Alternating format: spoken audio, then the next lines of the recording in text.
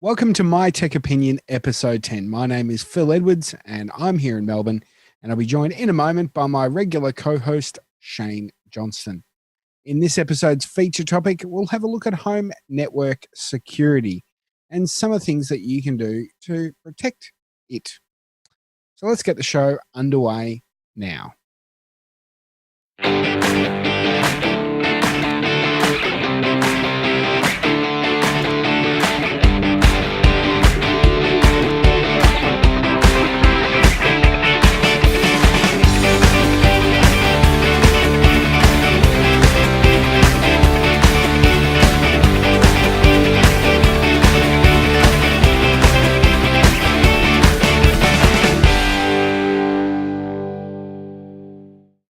Welcome to My Tech Opinion, episode 10.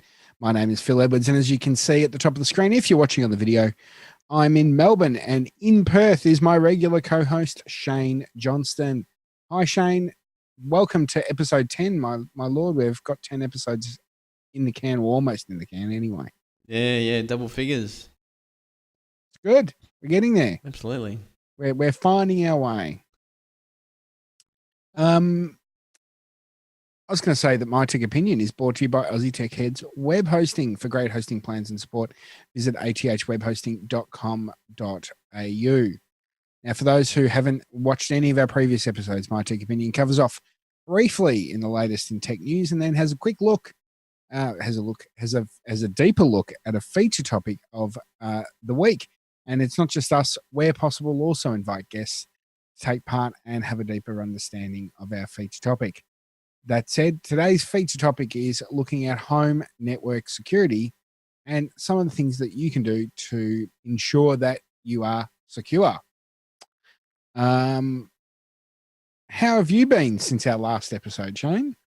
Been really well. Not a lot to really report since the last episode, but yeah, no, been really well. Good. I don't have a lot to report either, so it's all very exciting. Been playing been out for a few months, but I've been playing some PlayStation Call of Duty, which is horrific and thrilling at the same time. It's amazing the graphic detail that they go to in these video games these days when it comes down to war. And if you've got kids out there and they're under 18, don't let them play these games. They are seriously, I'm sure that they would create some chemical imbalance in their brain or something like that. Yeah, they're pretty full on. I'm not a big gamer, but it's sort of a bit of a mindless release for me at times. Yeah, no, it's got to be mind altering if that's all you do. Yeah, and I'm not very good at it either. So, yeah. Anyway, we might, before we get into our hot topic, our feature topic for the week, we might get stuck straight into the latest in tech news.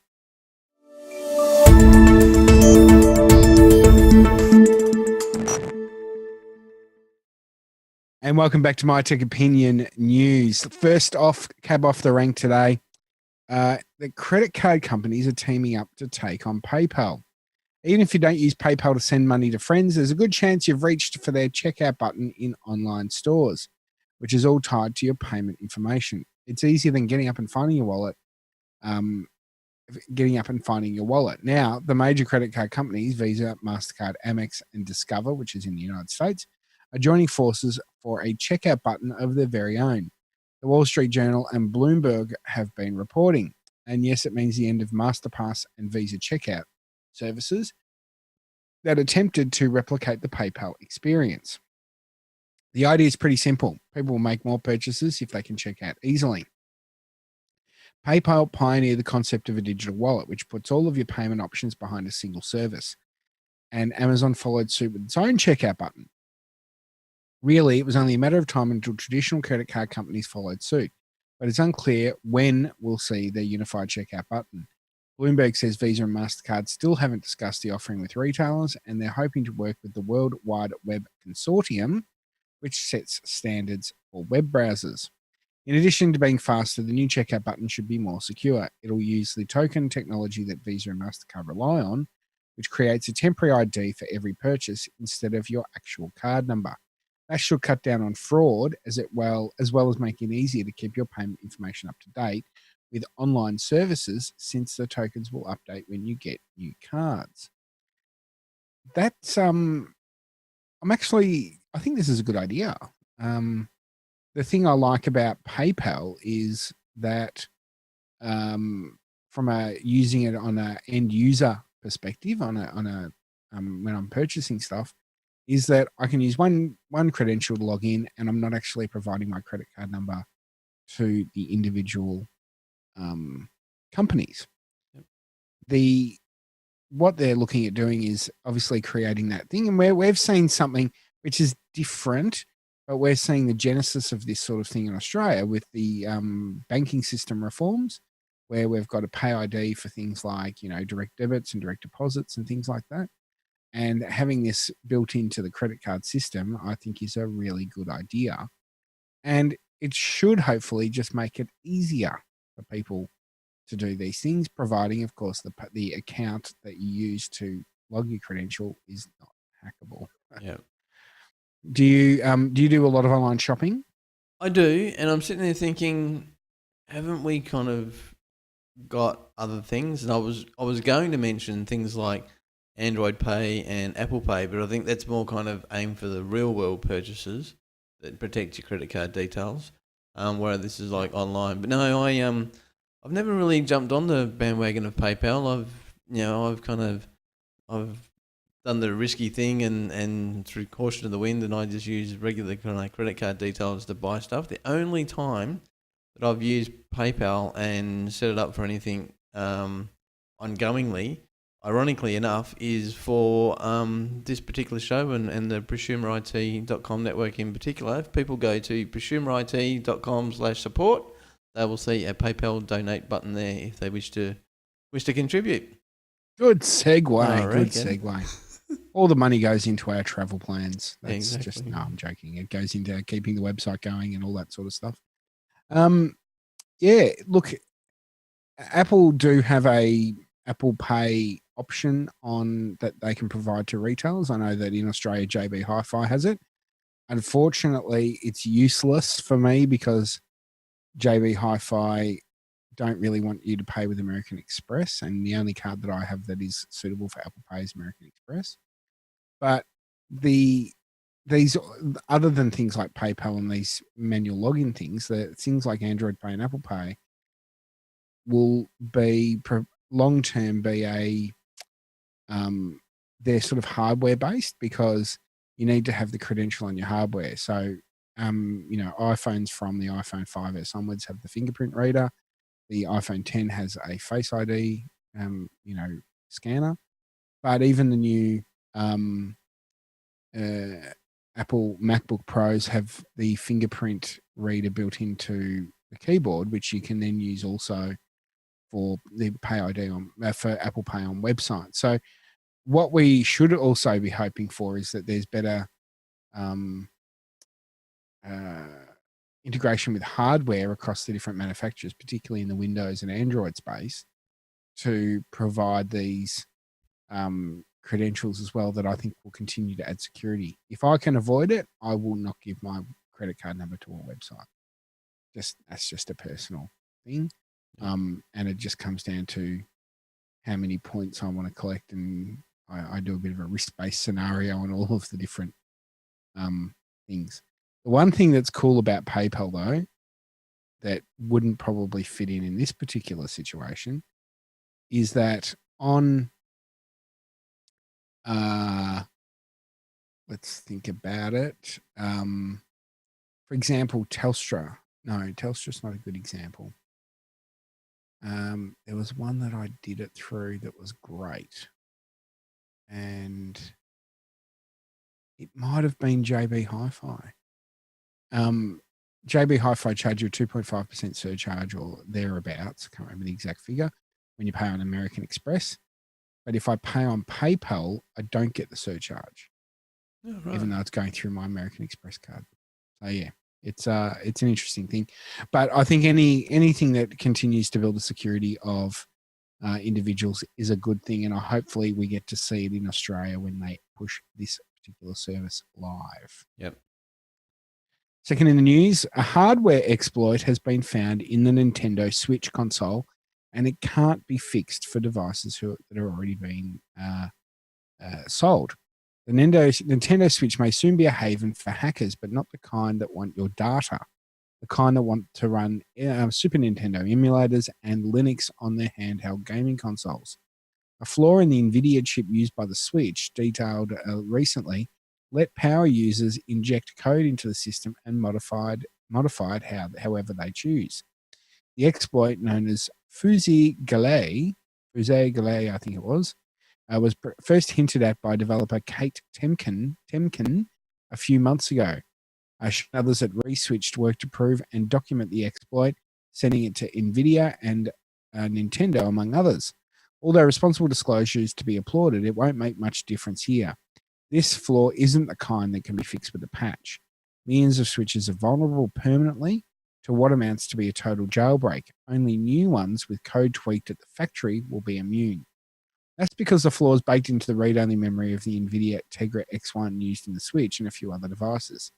It's in the boot and power management processor to be specific, where a misinformed packet sent you through during a routine USB device status check allows the connected device to send up to 64 kilobits of extra data that will be executed without question.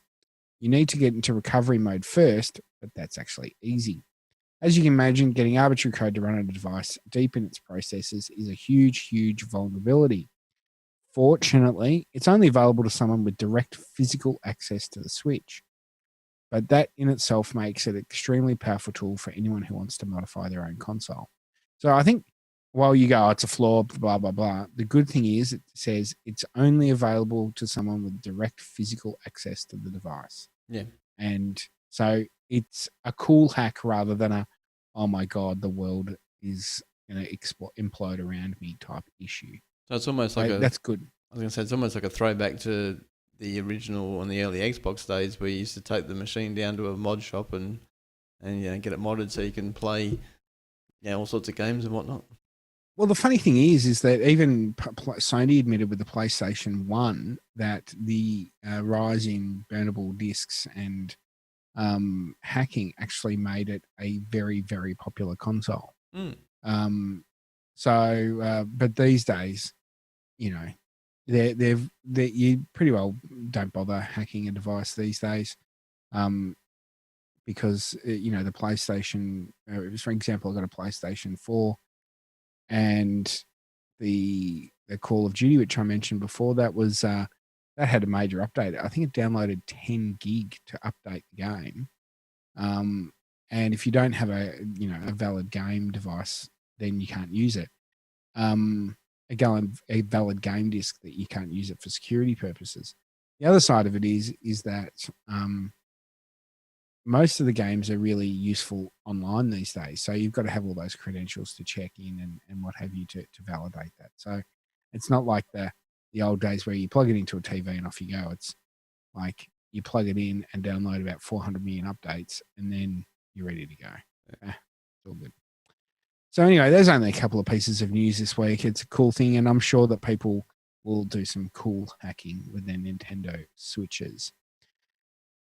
That's it for the news on this episode of My Tech Opinion. Nice and quick this week. We're going to take a very short break, and we'll be back in a moment with our feature topic, which is on network security.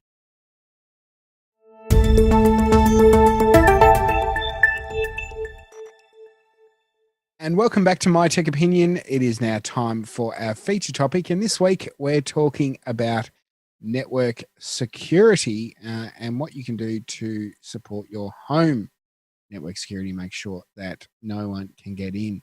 Now, Shane, there are 3 different areas that I think that people should look at home security. Obviously, the one that's on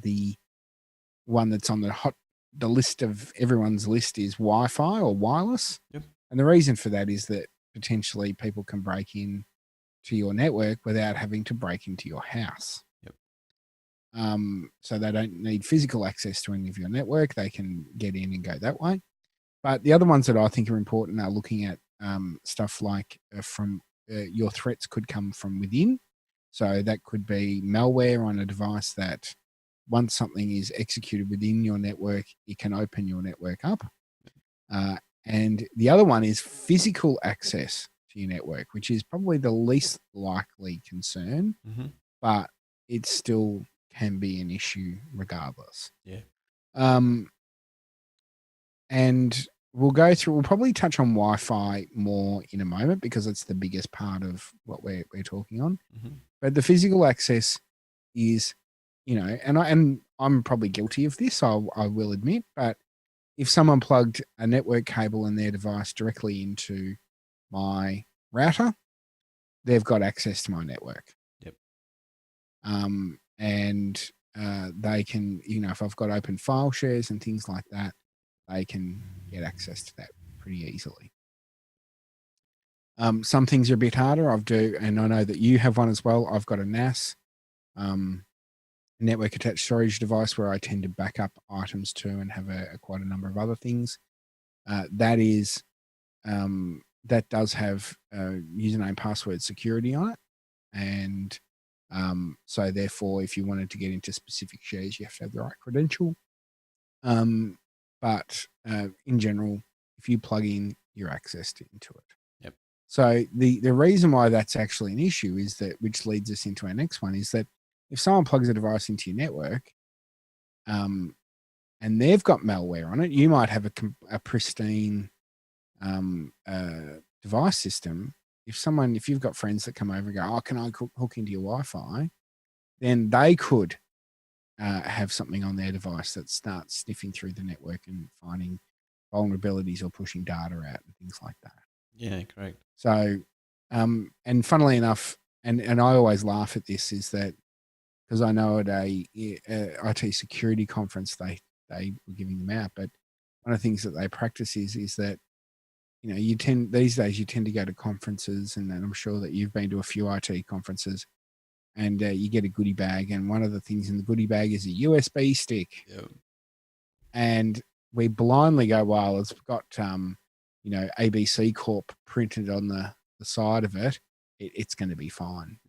Correct. And there are times where there might be malicious code, and a lot of the hardware based drives have an installer application on them that they use to install a particular software that helps manage the drive or something like that. How do we know that there's no malicious code in it? Yeah, exactly. So the most important thing, and unfortunately Windows machines are susceptible primarily to this sort of thing, and it's mainly because of their popularity than anything else, is that have antivirus software installed. Yep. Plain and simple. I went to a Jessica Reesby, who was on one of our episodes previously, got me an invite to a Kaspersky Labs, more of a sales pitch than anything else, but it was an update with Eugene Kaspersky himself was there. Oh. And they were talking about their library of malware devices and something like that.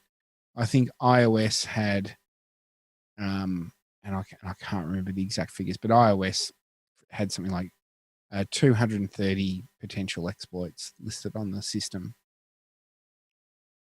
Excuse me. I think Linux was next, and that had 44,000 or something like that. Then you had Mac OS, which had, we'll say, 220,000. Then you had Android that had about 1.5 million or something like that. Wow. And then you had Windows, which had 440 million. Now, like you said, that's not because, it suggests or implies that Windows is less secure than the others, but it's just that it's because it's a bigger target. It just gets whacked, it just gets hammered too many times. Absolutely. I think, and the thing is that, Windows is a mature operating system. It's designed, like a perfect example is that Apple don't license their operating system. You install it on Apple devices and you pay accordingly to do that because, the cheapest Apple computer now is $1,000 or something like that. You can buy a Windows, you can buy a NUC now for like like with a Celeron processor for like $240 or something like that. Like they are cheap as dirt. Yeah. And then they expand and right through to the big boy, the Surface screen or something that's like $4,000 or something like that. Surface Studio. Yeah, Surface Studio. There you go. But the thing is that the reason Microsoft, make a operating system that's designed to be installed on multiple devices, it's being everything for everyone. So there's great benefits of that, but the downside of it being it being effectively the ubiquitous operating system is that it becomes a bigger target. Yep. I mean, not only is it installed on different devices, it's got to work with different devices like printers, keyboards, mice, monitors, that sort of stuff. Yeah, I totally agree. And as much as I'm an Apple fanboy, in terms of the professional office environment, unless you're like a graphic designer or something like that, I'd much prefer to use a Windows machine in that sort of environment than I would a Mac. That's gonna get back to Tim Cook. That's all right. Bad luck. Apple have made some, not great decisions over the years. That said, it is changing. So things like Microsoft being more platform agnostic for things like Office 365, make it easier to use across multiple operating systems. A number of different things are coming out there, and it comes down to use case scenario. I mean, most of the stuff that I do is these days audio editing, a little bit of video editing, and I do use web-based platforms. And as long as I've got a good productivity suite, whether it's either in the cloud or installed on the desktop, it's fantastic. So, and funnily enough, to give Apple some credit, one of the best Windows computers I've used is a Mac. Oh, right. So when you run Windows on a Mac, it runs superbly. Wow.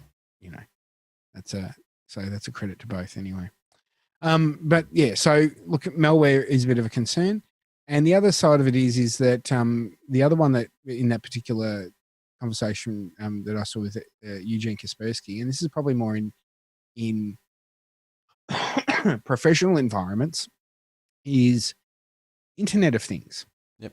And we've talked previously on the show about a few things with home automation and lighting and things like that. And a lot of the products that are coming out now in terms of, smart lights and locks and temperature sensors have been designed as an Internet of Thing product from the ground up. So they're generally pretty good from a security perspective. Mm-hmm. However, what in the business environment, which is, less so at home, it's the existing products that have been converted into an Internet of Things. So if you're in a factory, you might have a machine that works perfectly with, producing your products, and it's got a computer controlled system. And if it breaks down, the programmer comes in, plugs the device into a network and diagnoses it from there. Well, they're going, well, if we connect that device to the internet and put this extra module on it, then we can, rectify this from our office on the other side of the city or the other side of the country or the world. Yep. But so they do that, which is easy, but then they don't take into account all the security things that you need to put in when you're basically opening a device out there. Now, if you have targeted hacks and all that sort of stuff, you might have specific settings on a device that that will release IP for your business, intellectual property and things like that. So while this is not necessarily an issue for home, but you can see that just turning something into an Internet of Things product doesn't mean it's perfectly secure, I suppose is the way to look at it. No. So that's where you can see that the issues are within. And then the last one, which is our big one, and we'll probably talk about that, is wireless.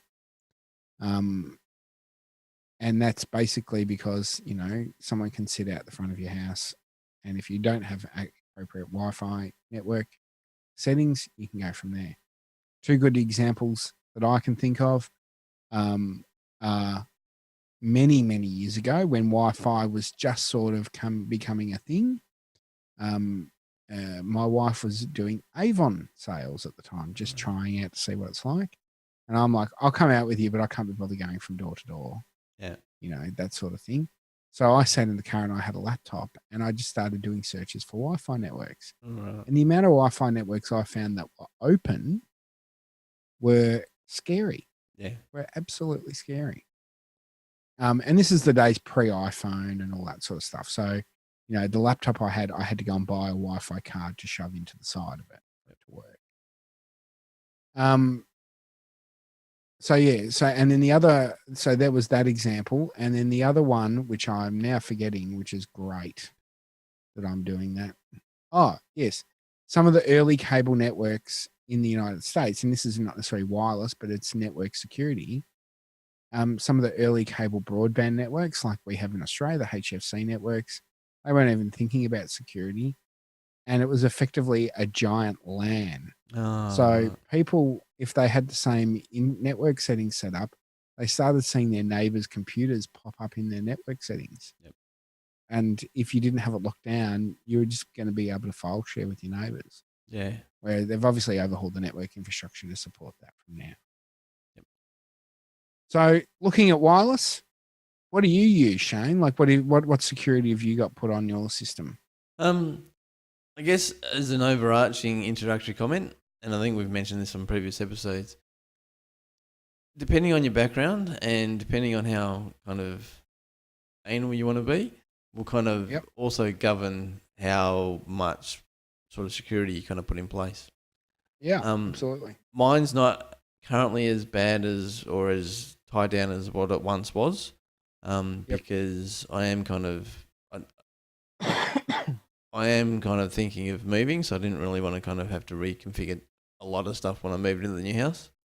Yep. But things that I have done in the past, especially for Wi-Fi related, the obvious stuff is SSIDs. You use the appropriate encryption. So I use WPA2 because WPA and WEP are next to useless. You might as well not have anything on. I also do things because my network is broken up into different segments. So I actually do have like a guest Wi-Fi network as well as a guest kind of physical network. So if people do kind of come around, there's that option for them. So everything's kind of segregated.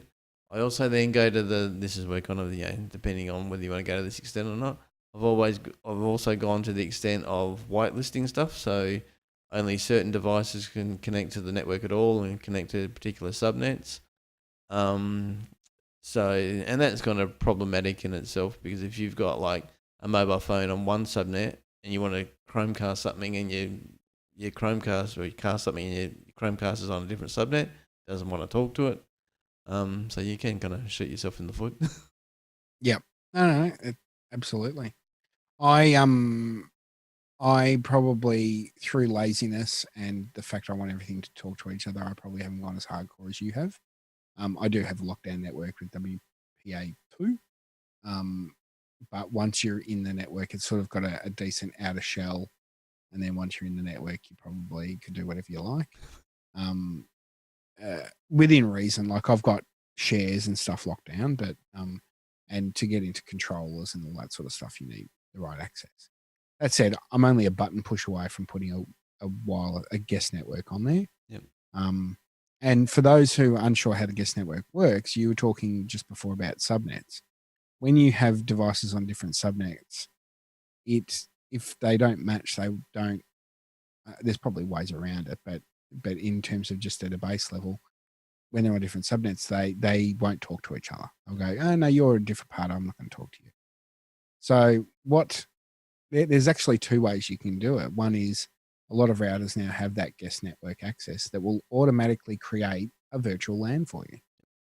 And you don't have to do anything. It just does it. Tick a box. And then pardon? Tick a box. Yep.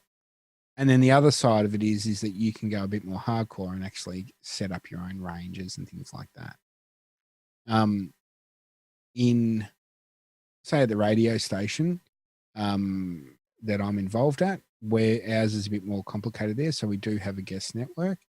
And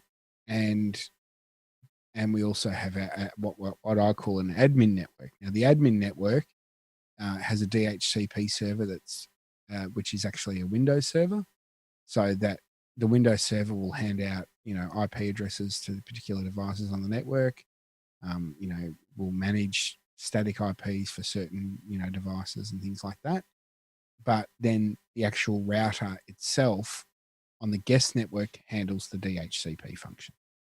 So, that's adding, without going into detail, that's adding the complexity to it. Whereas here in my house, the router will handle the DHCP function for all parts of the network, and it just knows, well, if it's connecting in this way, I can do this, and if it's connecting in this way, I can do that. Yep. So that also helps. So it all starts down with your equipment, to be honest. Right. And the one thing that even the telco provided Wi-Fi routers are doing these days is, in the past, you would plug it in and it would be network name, Netgear. Security, none. And you'd log into there and you would have to go in and manually change your settings and do things like that. At least now they're providing, if Telstra provide you something, it'd be like Telstra 12345 is the name of the network. And on a card or stuck to the bottom of the router, it will have the default password. So at least for those who are not fully adept with the technology, you're at least getting a product out of the box these days that is secure from day one. And that's only a good thing. I think with Telstra in particular, I know it was the case with my folks. Not that they've got the NBN or anything or any internet at all.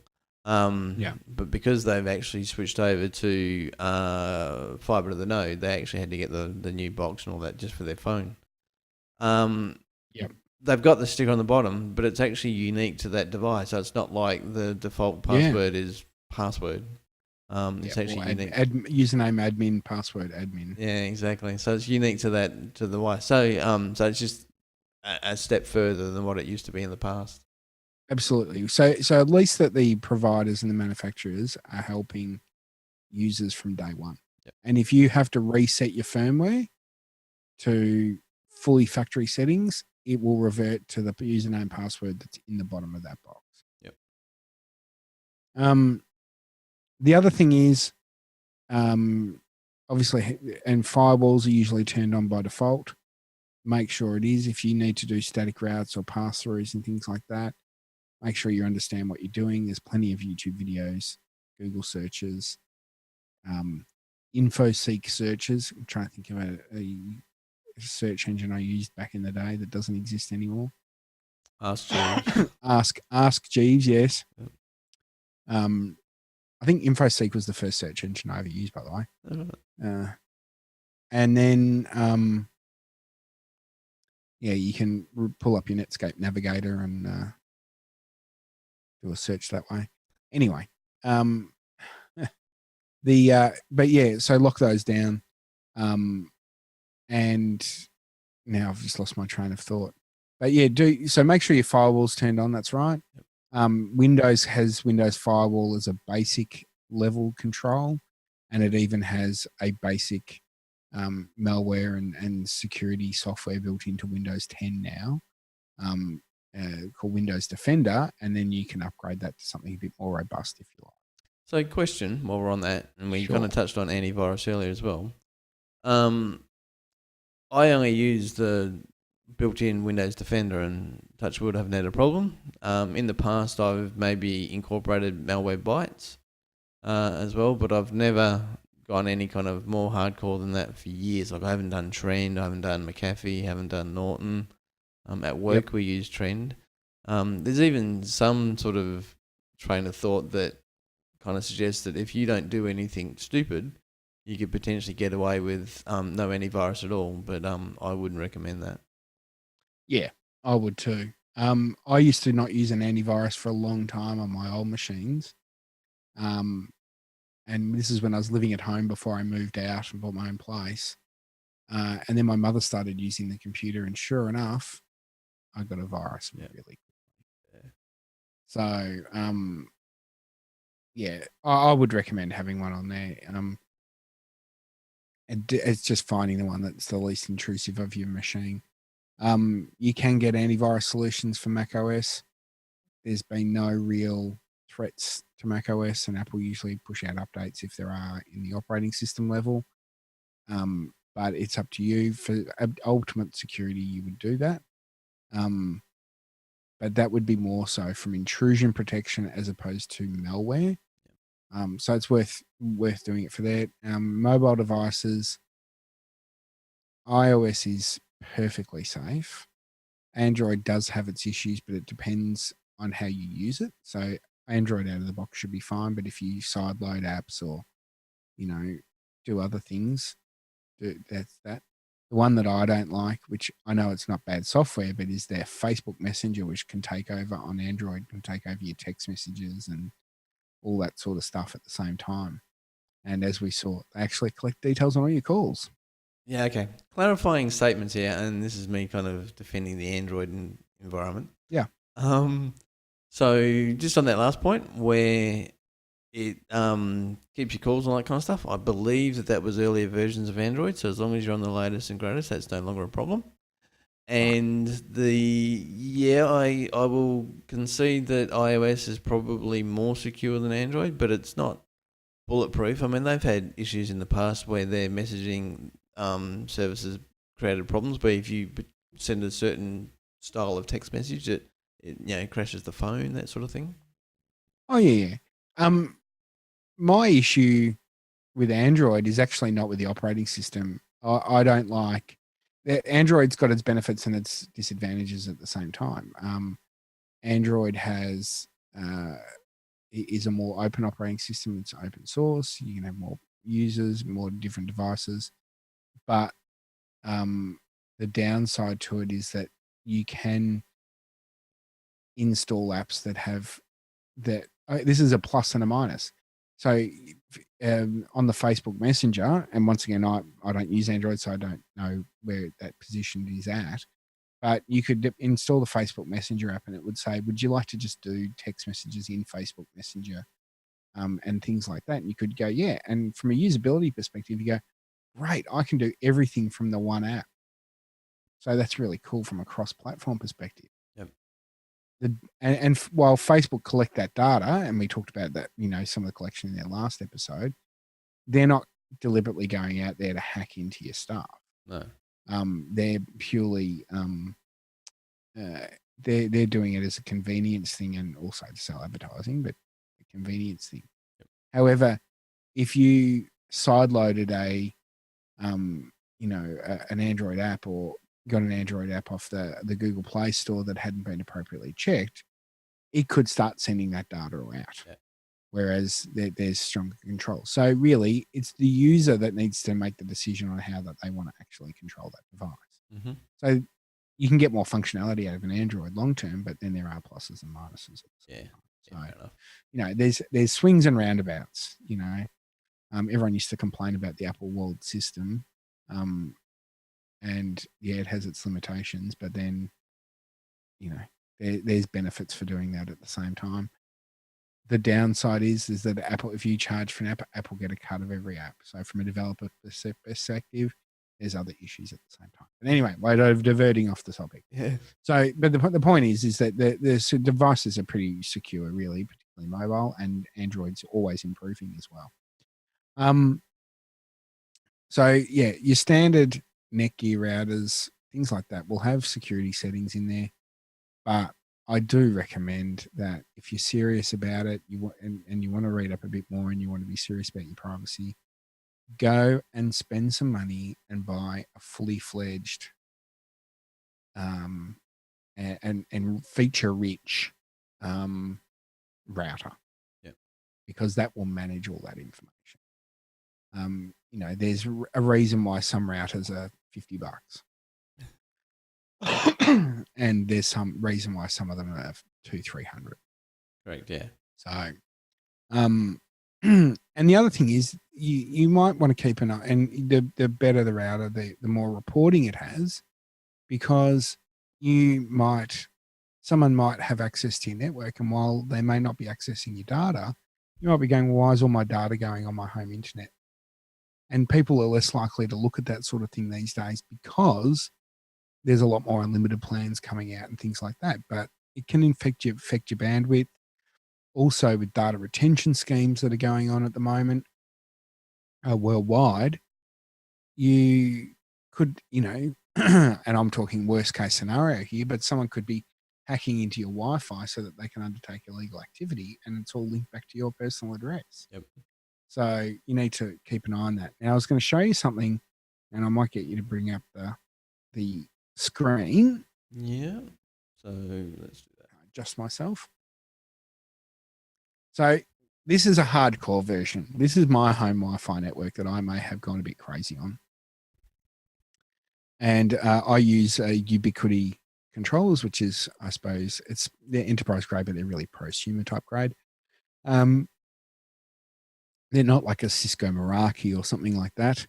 But you can see here I've got full control over my network, and I can have a look into exactly what devices are connected on. So if we click on to clients, I can see the list of Wi-Fi devices that are currently connected into my house and their internal IP addresses.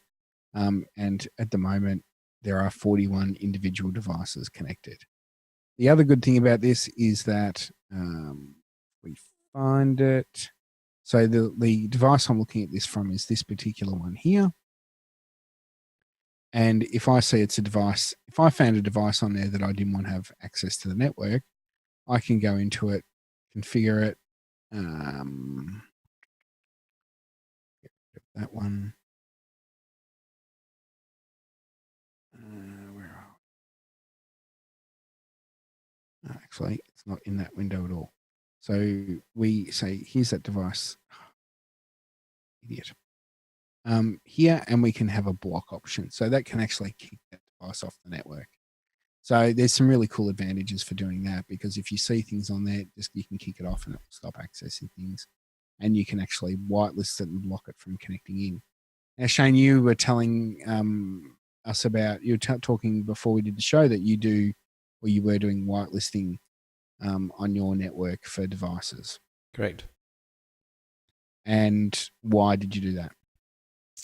Mainly for two reasons, because at the time I had teenagers running around the house, so I didn't want their laptops or whatever that may have other stuff on there that I didn't want it basically spreading throughout the network. So, and I didn't want their laptops accidentally jumping on the same part of the network that my stuff was on. So that's why I kind of did the whitelisting thing, as well as subnetting. Yep, that's fair enough. Absolutely. Now, the other thing we talked about with was looking at where your traffic's going. So this particular system has a deep packet inspection, so it will look at where all the information goes and from what device it goes from. So you can see that the Apple TV in my bedroom, I watch far too much TV in the bedroom, has downloaded 683 gigabytes of data over quite a long period of time, of course. I was going to say that, so it's not in a month or anything. No. It's over a few months. But you can see there that it's got web traffic, primarily streaming media, and the other one it says is network protocols. And obviously that would change as well. Apple TV Lounge, the PS4, all games. There you go. You can see that there. So you can see that where all the particular traffic is coming and going from.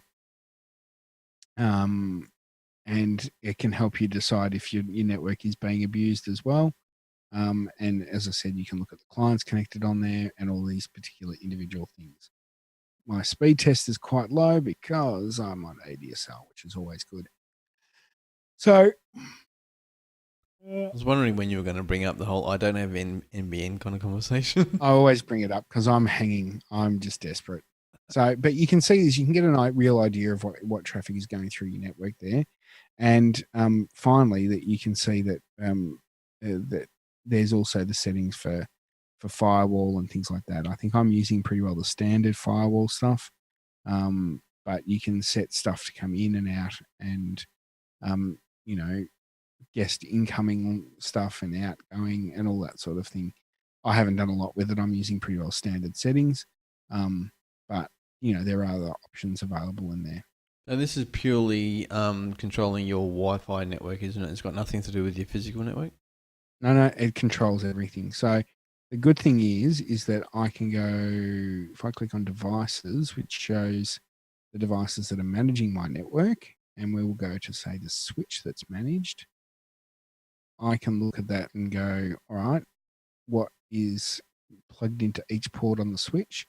So that one is a gigabit port that is the going to my WAN, and then I've got 3 other standard network ports, and then the last 4 ports are all PoE.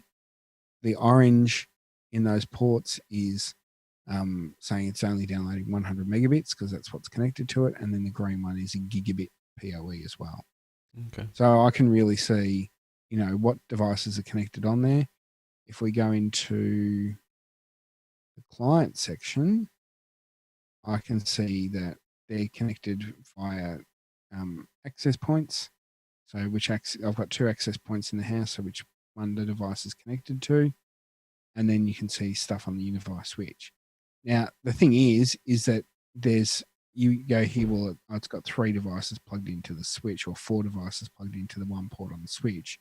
The reason for that is that I have 2 switches. So I have a standard managed switch, and then I have a non-managed switch as well, which chances are is plugged into that via port 2. Okay. So it's detecting that automatically. Whereas if I went and bought in a bigger 28 port managed switch, it would go through that way. So yeah, so there's no problems at all with that. So before we kind of move on, with the graphs that you showed with the traffic, and you kind of alluded to it, but you probably get kind of the same pattern kind of month after month. Your Apple TV is probably always the device that does the most, or has the most kind of traffic history on it. So I guess the point I'm trying to make is that if you have a look at something like that, and then all of a sudden, some other device is gone from having next to no traffic on it, and then it's doing all this stuff, there's a good chance that that particular device has got some sort of, has been kind of compromised in some sort of way, especially if it's like a light or a or a switch or one of those sorts of things. And if it's doing weird network behavior and going to different sites, then you're going to get a better idea of it. Like we can do on this particular management software, we can, if we go to one of the lights, we'll say the LifeX Mini, and we can go, all right, let's have a look at the deep packet inspection on that. It's saying it's unknown because the system it's going to is unknown, but I would expect that that all of the LifeX devices that I've got should do similar type things. So if we go to lounge, deep packet inspection, there you go, quite similar figures. Yep. So they're mainly going to be firmware updates.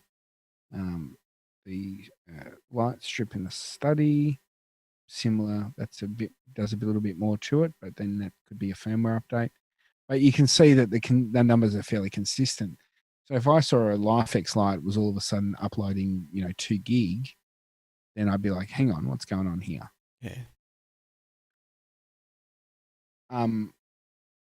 So, it comes down to doing regular maintenance. The other thing is check for firmware updates on your devices. Let's have a look. Controller. Now, do you recommend using devices that automatically do firmware updates, so it's just set and forget, or would you have some sort of control over it? Or I do have control over it, but it's up to you. For things like Wi-Fi devices, I generally will apply the updates myself because I know that they're going to have to shut down for a period of time to do that. It just comes down to personal opinion, to be perfectly honest. But set aside, we talked about this regarding, your Facebook privacy in our last episode. Do it the same for this. Spend some time and go check your network. Apply any firmware updates, whether it be to your operating system, whether it be to your routers, because people forget about the routers. And, that you hope that there hasn't been an exploit in that particular router software to allow access. A lot of providers in Australia don't use static IPs for their clients. So therefore, if your device will often rotate the public IP, and that will help your security a little bit, but it's not foolproof. And so you do need to manage those things and spend that time updating your software and firmware. So we might take. So go on. Okay, another question before we get rid of this. This is obviously a dashboard for the equipment that it supports. So like it's all Unify, and that's why it obviously talks to each other, and it gives you more detail. Yep. I guess 2-part question. Can that talk to non-Unify equipment? I mean, you've kind of proven that with the LifeX lights and stuff. But if I had, for argument's sake, with mine, I've got a TP-Link switch, and I've got the Draytech router, and I've got a QNAP NAS and HP printer and all that. Could I have all that equipment and then still use this, or is there another kind of open source thing that would do the same thing? Probably, if you would probably need to be using the Unify router, yeah, to get all this information. Okay. So and it wouldn't give you like when it comes to access points and stuff like that, you wouldn't get that granular detail, but you would get throughput traffic, for example, and you would get the device usage by data. But then you wouldn't see, if you didn't have Unify access points, you probably wouldn't see which access points plugged into. If you didn't have a Unify switch, you wouldn't see that breakdown of the individual ports on that switch. Oh, okay. So it depends. And the thing is, though, that if it's a managed switch, you might have software that works for that managed switch as well.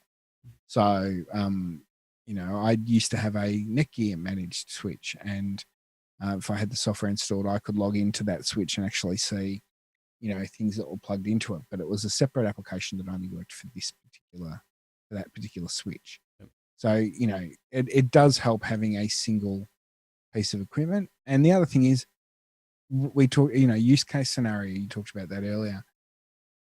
I have so many devices, as you've seen, that I wanted some more robust Wi-Fi networking.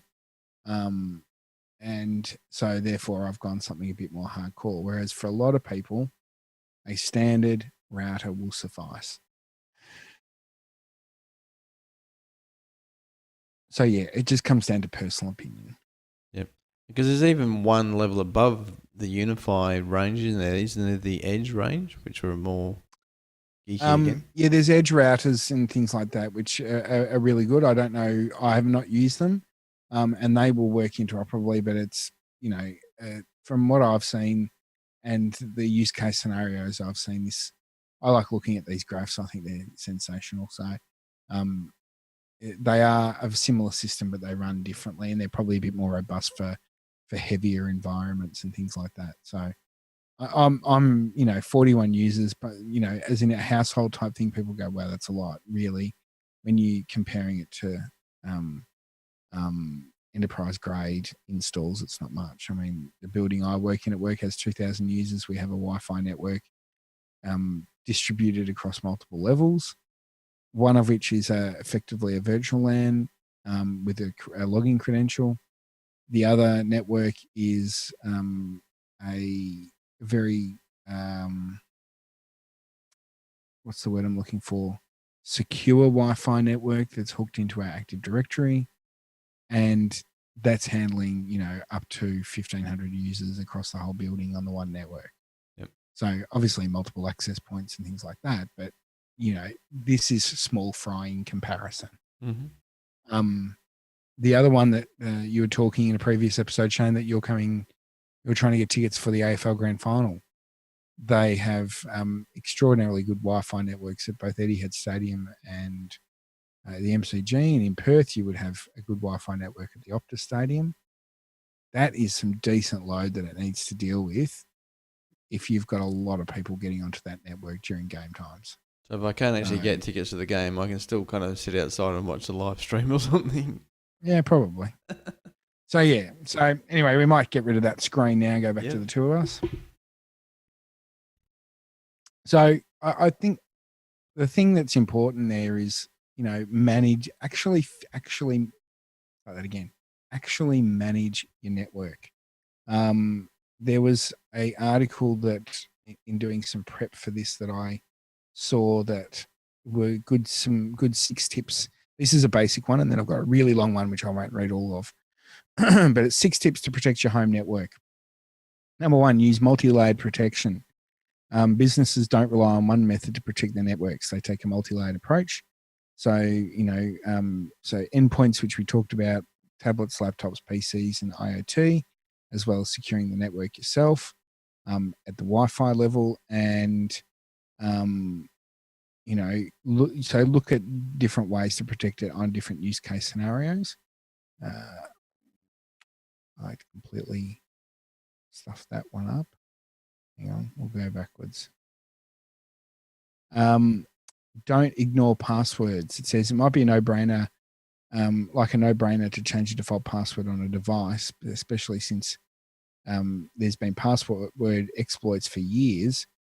But stay vigilant when it comes to password management. Choose complex, unique passwords for each device. So that's, we talked about using LastPass, KeyPass, or 1Password or other services like that.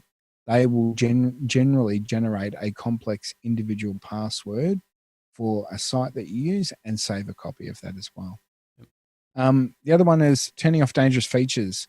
So today's homes are filled with electronic devices that are suddenly smart, like televisions and cameras, or have voice controls. If a hacker was able to penetrate your network, these devices are the easy targets for them to look for.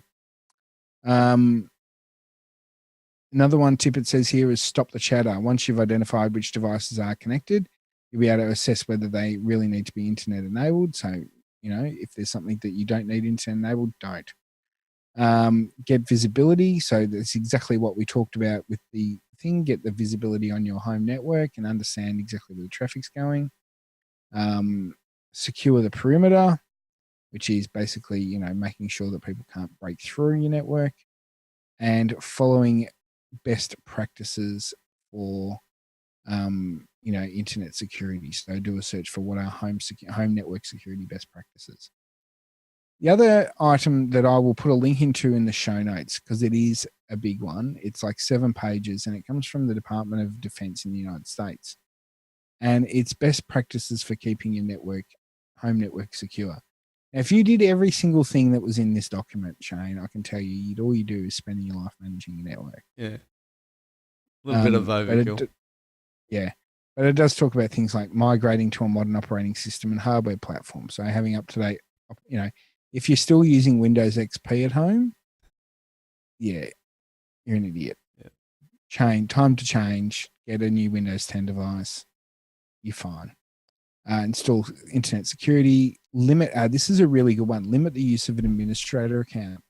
So what they recommend, and this is standard practice in business, is that you have administrator accounts generally have elevated privileges across your network. So when you buy a new computer, it says, create an account, and you'll go, it's Phil123. And it usually will create an admin account from day one. Then go and create an account that you use for day-to-day stuff. So, Phil.Edwards. And when you use that, and you need to install a new application or something, it will ask for an administrator credential, which you already know. Mm-hmm. So it means that, you only give the level of permission that you actually need. Use a web browser with sandboxing. So we talked about that on our previous episode with things like the Facebook containers and stuff like that. And there is a wider container tool that they have for Firefox, which is good to have a look at. Use PDF reader with the sandboxing capabilities, because they can put stuff in there as well. Make sure that your applications are updated. Download from trusted sources. Secure mobile devices. I mean, there's so many on there. What I will recommend doing is have a look at the show notes. There is a document in there that will link to from the US Department of Defense that will give you some really good resources in securing your network environment as well. Yep. I think I saw it kind of scroll past, and like we said at the outset, this is depending on how kind of over the top you want to get. But Yep. I know at work when we rev up a laptop or a desktop, we've got to put a BitLocker password in because we encrypt our hard drives. That's a little bit it's kind of an extra thing to kind of do in relation to laptops and desktops, but with mobile devices, it's as simple as turning on the security and setting up a PIN number or a passphrase, and essentially that encrypts your data at the same time. Always have passwords, whether it's a home computer, whether it's your mobile device and things like that. The one thing that Microsoft have done of recent times, they've been doing it for a few years, is that if you add an Exchange account onto a mobile device and it detects that you haven't got a password set to unlock the phone, you can't add the account on there. Yeah. It just says, no, sorry, bad luck. And that's some really good, enforced functionality. So it's good to see that's going on. And I think, you're right about encryption. That can be overkill for home stuff. But, it comes down to your own personal choices. But just be mindful of what data is actually on your devices. If you use it to look at news websites or fake news websites, then you may not care. But if you actually do, personal finance, hold copies of birth certificates and things like that electronically on your device, that encrypting it might be a really, really good idea. Yep. Absolutely. So I recommend doing that. And I mean, it all comes down to you need to research what your options are available and then make a determination on what is going to be the best option that you've actually got for doing that. Mm-hmm. Was there anything that you were going to add, Shane? I'm just trying to think. So I mentioned the encryption, the protection of because like you said, it's kind of broken down into the multiple different layers. Are we still seeing the same thing? Yeah. Yeah, I stopped my screen sharing. That's cool. Yeah, it kind of threw me. So we mentioned the physical stuff. We've mentioned the Wi-Fi. We've mentioned the default passwords. Change all the passwords on your devices and throughout the network. We've mentioned kind of keeping on top of it. Mentioned updating firmware, keep all your devices patched with the latest patches and latest versions of the OS and everything like that. If you wanted to, you can go to the extent that I've done, where I've subnetted or segmented the network and done whitelisting and just whitelisting, so devices only connect to certain things. What other things have I already got or had set up on my network? I'm just looking around. We've mentioned the tying down file shares and permissioning those out. It's a little bit. Our audience has kind of got a wide range of just your kind of regular home user who would just kind of take things out of the box, plug it all in, and turn it on. And then we probably have some members in the audience that run their own servers, and they've got their own domains set up. They have they've gone hardcore in relation to the routers. They might even have like a Cisco router in kind of a rack, that kind of thing. Those, so I'm trying to, obviously we don't want to recommend particular products over another, but generally speaking, we touched on it before, the more money you spend, the better quality device you get. Absolutely. There's the America have picked on particular manufacturers, and then they won't let certain manufacturers' devices into the country and on their network. I don't know whether we've gone to that same extent. I know America don't think we have at the moment. No, I know America aren't real fond of manufacturers like Huawei and that sort of thing when it comes to networking equipment. But just be of the mindset that there's two types of people or computers in the world: those that have been hacked and those that are going to be hacked. Yep, absolutely. Yeah. The other thing that's always good for your computer as well, and I probably don't do it as much on the Macs these days, but one thing I used to do on my Windows machines, particularly when I was installing a lot of crap on them, is that about once every 6 months, I would completely reformat the device and start again. Yeah. And I'd have a process set up so that I can, get, whatever standard files I needed off the device and a onto an external USB. So it's not foolproof in terms of um, uh, what do you call it? It's not foolproof because the external device you save it on might have a malware on there, but it's that we talked about it in our Facebook episode. There might be an app that you don't think about that you don't use anymore that still had access to your account, and that goes the same with computers. There might be something on there that if it's got automatic updates, it might get updated, and at that point, it injects malware into your system. Yep. So get rid of apps that you don't use, potentially reformat every 6 to 12 months if you can spend a couple of hours doing it.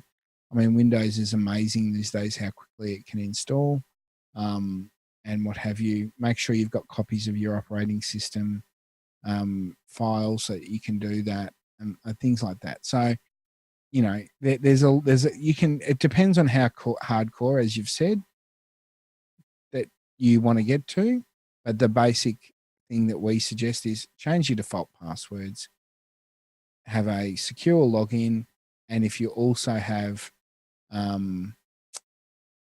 lot of guests, definitely look into the guest network option. Yeah. The only other thing that's just come to mind is, and we kind of alluded to it, is features. If you don't need things, turn them off. So if you don't use Telnet, turn it off. If you don't use FTP, turn it off. Because Absolutely. those things are usually on by default. They all use the default ports. They're all kind of listening, that kind of thing.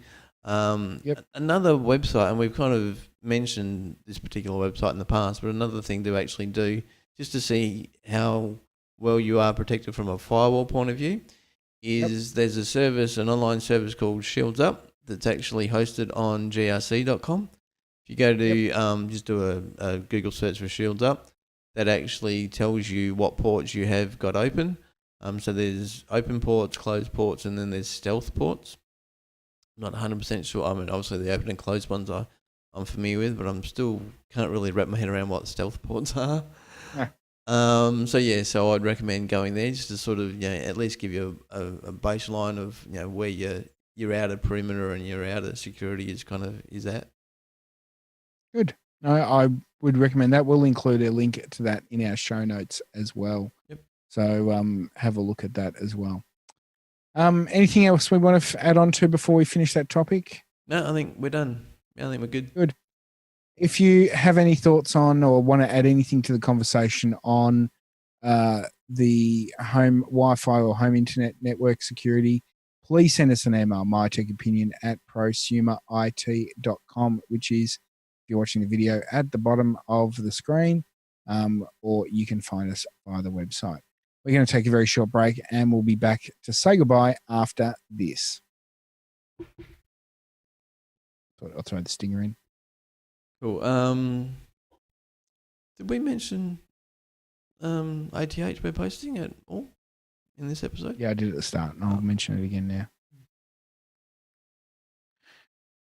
All right. Right, cool.